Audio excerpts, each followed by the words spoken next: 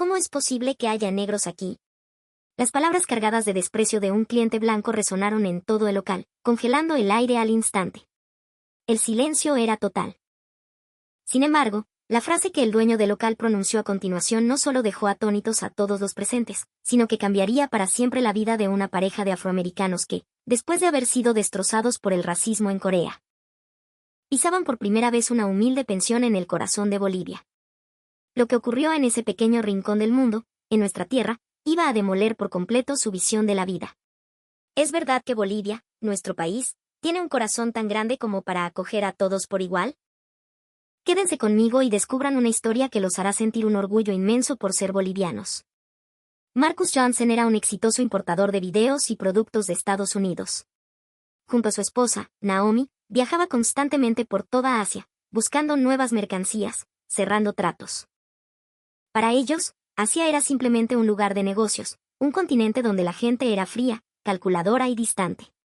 Esa era la imagen que se habían formado, un estereotipo amargo forjado, sobre todo, por una experiencia traumática que les había dejado una cicatriz imborrable en el alma. Fue en Corea del Sur, en los bulliciosos mercados mayoristas de Seúl, donde su corazón se rompió en 1000 pedazos. Mientras caminaban por una famosa calle de joyerías en Myeongdong, las miradas de los vendedores se clavaban en ellos como agujas afiladas. Los susurros en coreano llegaban a sus oídos como un veneno sutil. ¿Tendrán plata esos? ¿Qué miedo dan los negros? Cuando Marcus, en un inglés perfecto, preguntó por el precio de un artículo, la vendedora le dedicó una mueca de asco tan evidente que le revolvió el estómago. No hablo inglés, le espetó con desdén. Apenas unos minutos después, Marcus y Naomi vieron a esa misma vendedora atendiendo a una pareja de turistas blancos con una fluidez y una sonrisa que nunca les dedicaron a ellos. En el hotel, en los restaurantes, la humillación se repetía una y otra vez, como una tortura sin fin.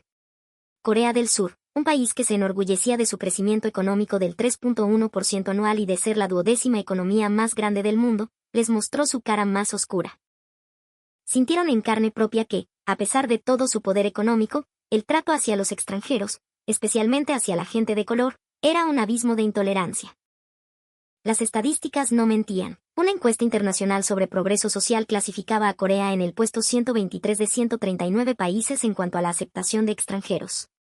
Una de las peores cifras entre las naciones desarrolladas.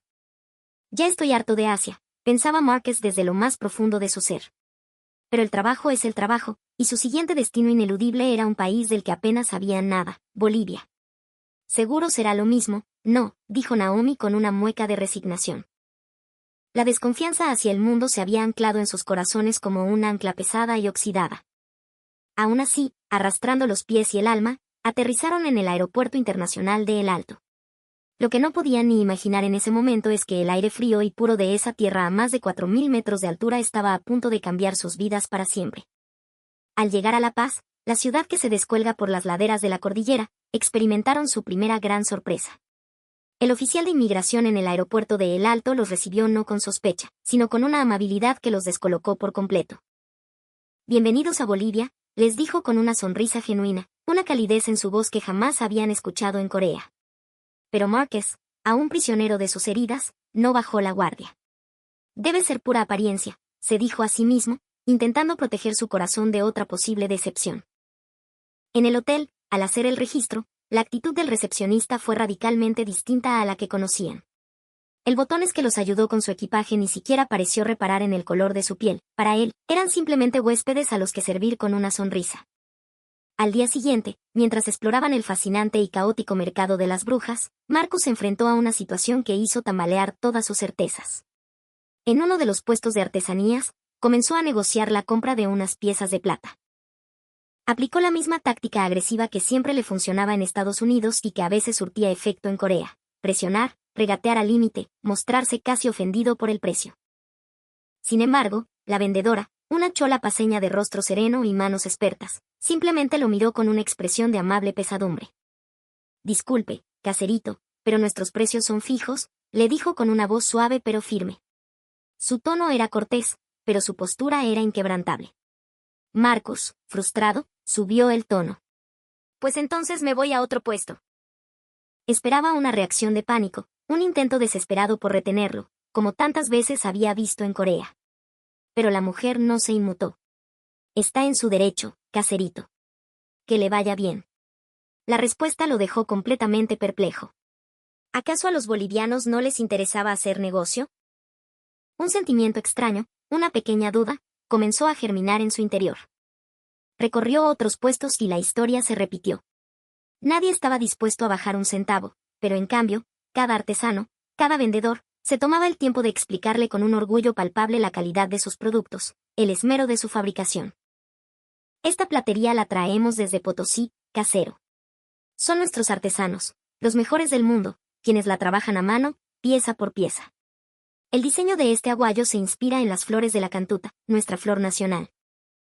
De las palabras de aquella gente emanaba un amor y un respeto por su trabajo que Márquez nunca había presenciado.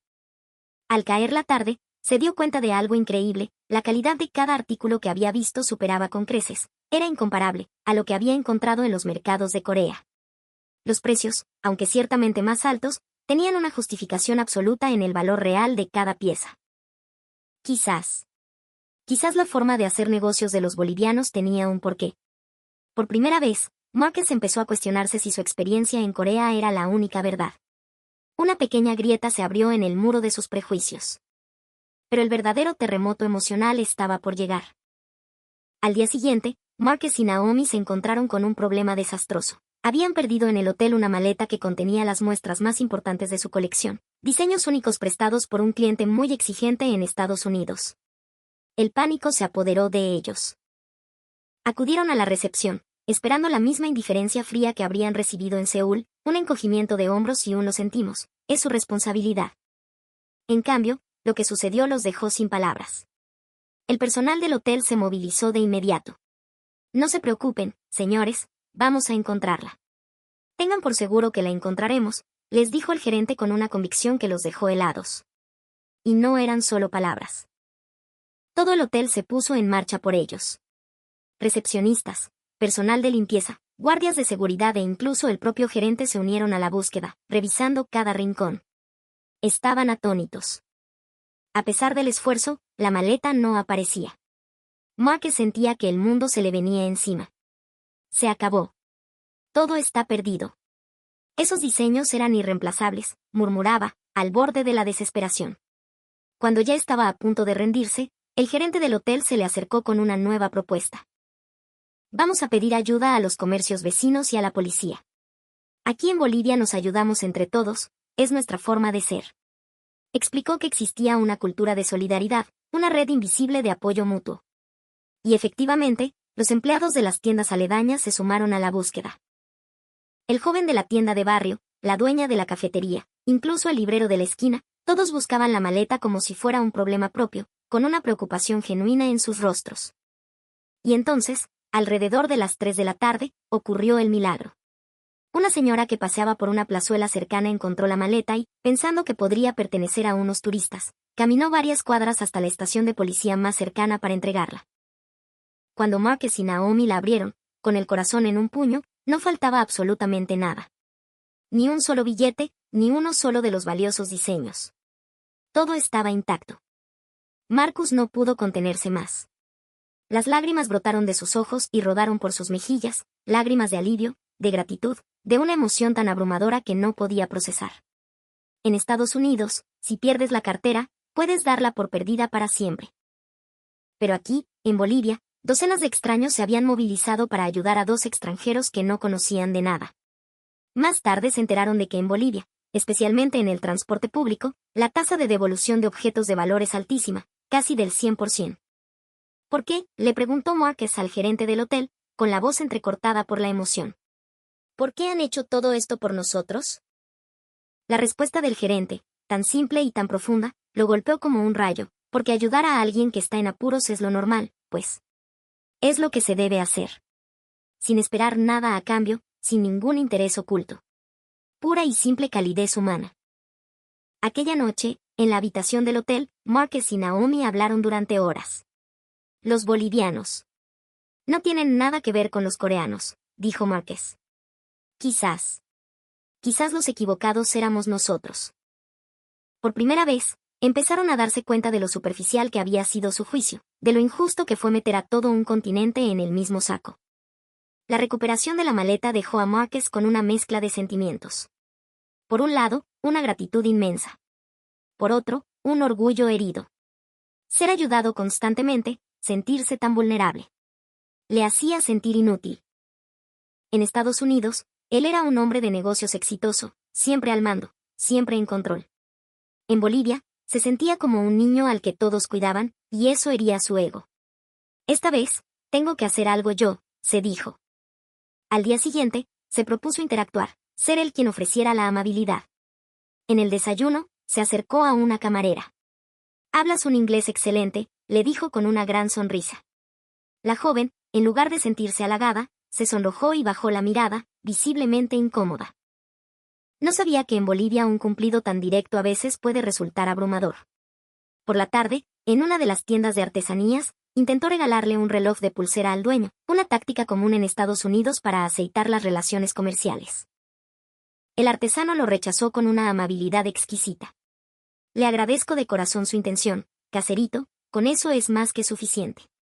Más tarde supo que recibir un regalo tan caro puede generar una sensación de deuda o presión en la cultura boliviana. Al anochecer, en un cruce de calles, vio a unos turistas visiblemente perdidos, mapa en mano. «Yo los guiaré», pensó Márquez, y se acercó con entusiasmo. Pero para cuando llegó, los turistas ya estaban rodeados por un grupo de 5 o 6 bolivianos que, con un inglés limitado y un lenguaje de señas universal, ya les estaban indicando el camino con una energía y una amabilidad desbordantes. No había espacio para que él interviniera. «¿Por qué los bolivianos son tan increíblemente atentos?», se preguntó Márquez, sintiendo una extraña frustración. Antes de que él pudiera siquiera ofrecer su ayuda, alguien ya se le había adelantado. Aquella noche, Naomi notó la extraña actitud de su esposo. «¿Qué te pasa, Márquez?» «No he podido hacer nada», confesó él.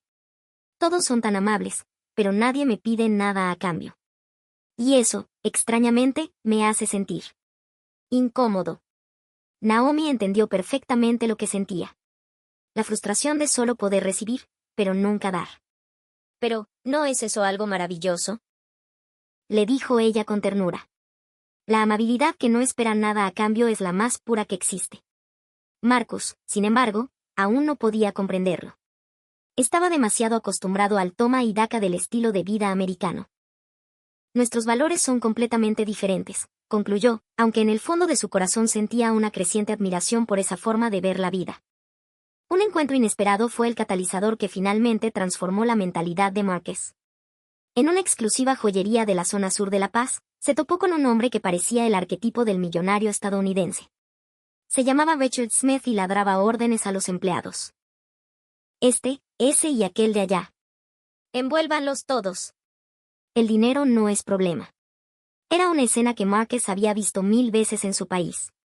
Los empleados, aunque corteses en la superficie, no podían ocultar una mueca de incomodidad en sus rostros. Richard, borracho de su propia riqueza, se regodeaba. «Ustedes los bolivianos deben de admirar mucho a los Estados Unidos, ¿verdad? Deberían aprender de los hombres exitosos como yo». Los empleados sonreían forzadamente, pero en sus ojos no había ni una pizca de respeto genuino. En ese momento, Márquez recordó el pequeño taller de platería que había visitado días antes en la calle Sagárnaga. El dueño, un hombre humilde, no parecía tener mucho dinero, pero cuando hablaba de sus creaciones, su rostro se iluminaba con una pasión y un orgullo que eran auténticos. «Esta técnica me la enseñó mi maestro en Potosí. En cada pieza que hago, dejo un pedazo de mi alma». Las palabras de aquel artesano contenían un valor que el dinero jamás podría comprar. Aquella noche, Márquez reflexionó profundamente. En Estados Unidos, el éxito se mide por la cantidad de ceros en tu cuenta bancaria. Pero estaba empezando a entender que en Bolivia existía una escala de valores diferente.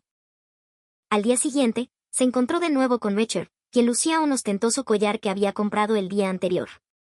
«Miren esto. Cuesta casi 30.000 bolivianos», exclamaba.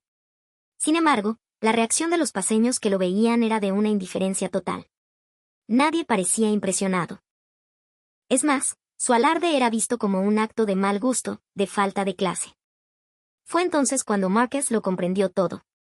En Bolivia, la gente no respeta al que tiene dinero, respeta a la persona por su calidad humana, por su dignidad y su carácter. La actitud arrogante de Richard no le ganaba ninguna admiración. En cambio, El humilde artesano del mercado de las brujas era tratado con un respeto y un cariño sinceros por todos sus clientes. Será la diferencia entre lo auténtico y lo falso, murmuró Marquez para sí mismo. El éxito superficial frente al valor esencial. Cuando empezó a comprender esta diferencia, su visión del mundo se tambaleó por completo. Quizás, solo quizás, los valores norteamericanos no eran la única verdad. Bolivia le estaba ofreciendo una perspectiva completamente nueva, una lección de vida que jamás esperó recibir. Y así llegó el último día de Marquez y Naomi en Bolivia.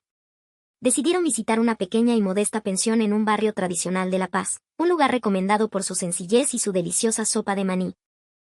El dueño, don Mamani, un hombre de unos 60 años y aspecto afable, los recibió en la puerta. Bienvenidos, pasen adelante, dijo, y en su voz había una genuina calidez de hogar. Apenas se sentaron, un hombre blanco entró en el local y se sentó en la mesa de al lado. Se notaba a leguas que era un extranjero con mucho dinero, vestido con un traje caro y un aire de superioridad.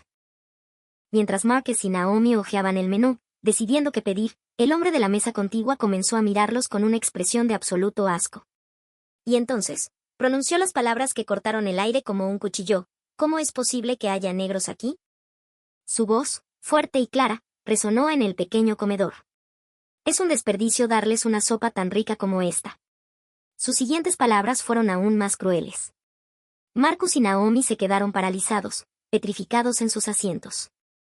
Los horribles recuerdos de Corea volvieron a inundarlos como una marea negra. Pero esta vez era diferente, no había a dónde huir.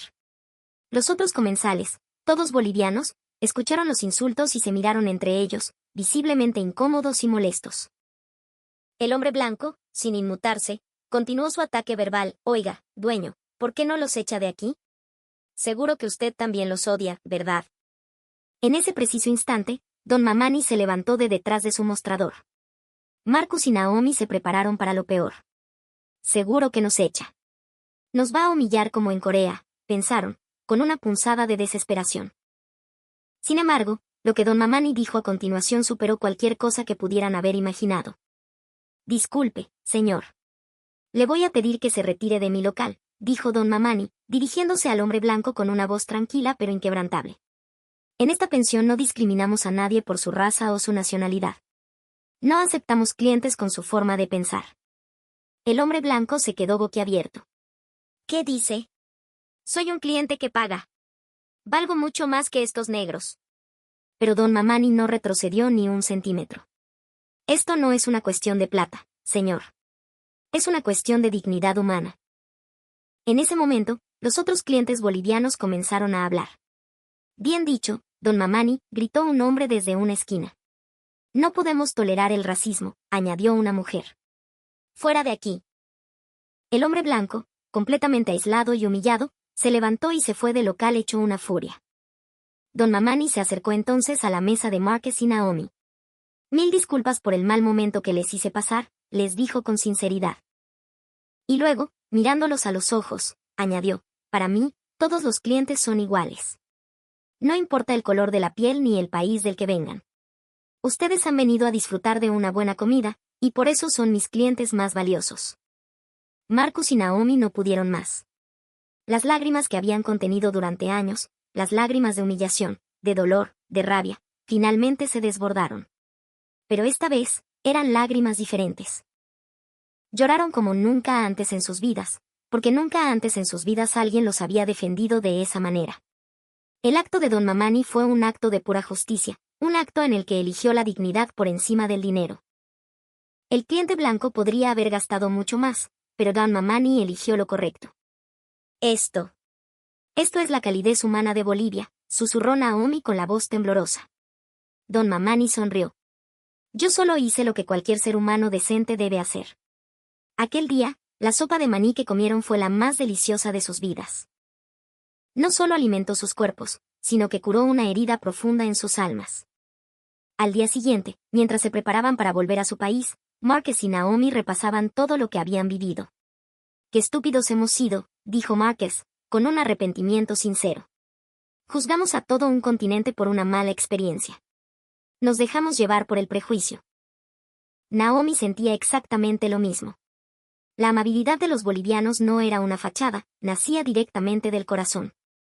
comenzaron a reevaluar sus propios valores. En Estados Unidos, la eficiencia y el beneficio eran la prioridad absoluta. Pero en Bolivia, las relaciones humanas, la confianza y la dignidad estaban por encima de todo. Lo que yo creía que era ineficiencia, comprendió Márquez, era en realidad una inversión para construir confianza a largo plazo. La dedicación de los artesanos, la ayuda desinteresada de la gente, todo cobraba un nuevo sentido. No era para obtener un beneficio inmediato, era para tejer una red de relaciones duraderas. En el taxi de camino al aeropuerto de El Alto, el conductor les preguntó, ¿y qué tal les pareció Bolivia? Maravillosa, respondió Márquez con el corazón en la mano. Es un país realmente increíble. El conductor sonrió, feliz. Gracias. Vuelvan pronto, pues. Al llegar al mostrador de la aerolínea, la empleada que los atendió lo hizo con una amabilidad exquisita. Su equipaje excedía ligeramente el peso permitido, pero ella lo solucionó con una sonrisa. Por un poquito no pasa nada, que tengan buen viaje. Esa pequeña dosis extra de calidez terminó de llenar sus corazones. Esperando en la puerta de embarque, Márquez le dijo a Naomi, tenemos que cambiar. Cuando volvamos a Estados Unidos, tenemos que aplicar todo lo que hemos aprendido aquí. No valorar solo el dinero, sino el valor de las personas. Naomi asintió con determinación. Nosotros también seremos personas que ayudan a los demás. Tendremos esa amabilidad que no esperan nada a cambio. En el avión, hablaron sobre el futuro. Su negocio de importación ya no sería solo una búsqueda de beneficios, lo redefinirían como un puente de intercambio cultural. Querían transmitir a sus clientes en Estados Unidos el alma de los artesanos bolivianos, contar las historias que había detrás de cada producto. Cuando regresaron a su país, Márquez y Naomi contaron su experiencia en Bolivia a todos sus amigos. Muchos se sorprendieron de su transformación. Ya no eran la pareja arrogante y egoísta de antes. Lo aprendimos del pueblo boliviano, decían. El verdadero éxito no es solo tener dinero. El verdadero éxito es vivir de una forma que te ganes el respeto como ser humano. Las palabras de Márquez conmovieron a muchos de sus amigos. 6 meses después, volvieron a Bolivia. Esta vez no como turistas, sino como socios, como amigos. Fueron a la pensión de Don Mamani. Bienvenidos de nuevo, les dijo él, abrazándolos como si fueran parte de su familia. Queremos ser como usted, Don Mamani, le dijo Naomi. Él asintió con una profunda sabiduría en su mirada. Claro que pueden.